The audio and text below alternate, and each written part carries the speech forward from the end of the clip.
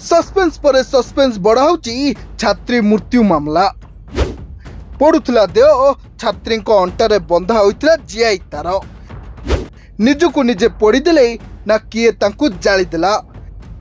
चेन्नई बंधा है पुरुष बंधु एबे खोलिबो कि सस्पेंस मृत्यु पछर रहस्य।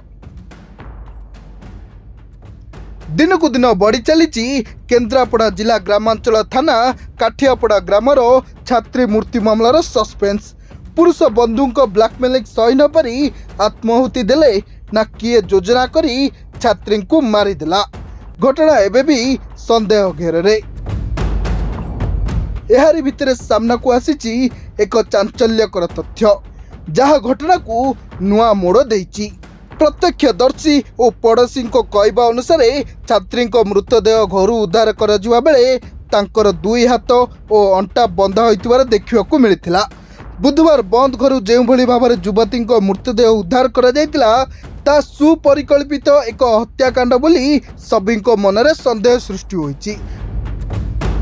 किंतु गुरुवार युवती जन पड़ोशी कहवा अनुसार सीढ़ीघर चट्टाण पाखरु युवती मृतदेह उद्धार करा जायतिला जोंटि निआरे पोड़ी होई आत्महत्या करिवार किछि भी चिन्ह वर्ण देखिबाकू मिल नथिला।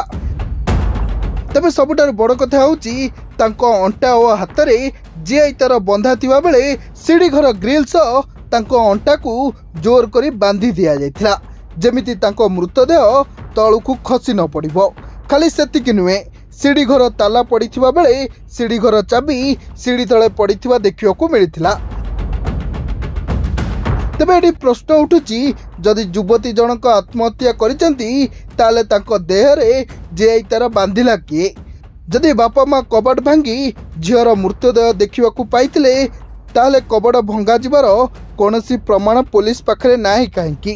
एपरि किछि प्रश्न पूरा घटना को संदेह घर को टाणी नैथिबा बेले छात्री घर पुलिस जो मोबाइल फोन जबत करिछि तार फोरेंसिक टेस्ट हेले सबु तथ्य मिली परिबो। छात्री पुरुष बंधु केउ सबु फोटो और वीडियो रखी तांको ब्लैकमेलिंग करुथिला और फोन रे की प्रकार धमक चमक देउथिला ताहा मध्य जणा पड़िबो। तेबे एहारी भितरे मृत छात्री पुरुष बंधु प्रमोद बेहरा को चेन्नई गिरफ करी ओडिशा आणुची पुलिस। संपुक्त युवकों नारे ब्लैकमेलिंग नहीं अभियोग होइची। पुरुष बंधु मुह खोलिले तदंतर गोटे दिग स्पष्ट होबो जे छात्री मृत्यु ब्लैकमेलिंग जोगु ना छात्री को मर्डर करा जायछि। ब्यूरो रिपोर्ट सरकार न्यूज।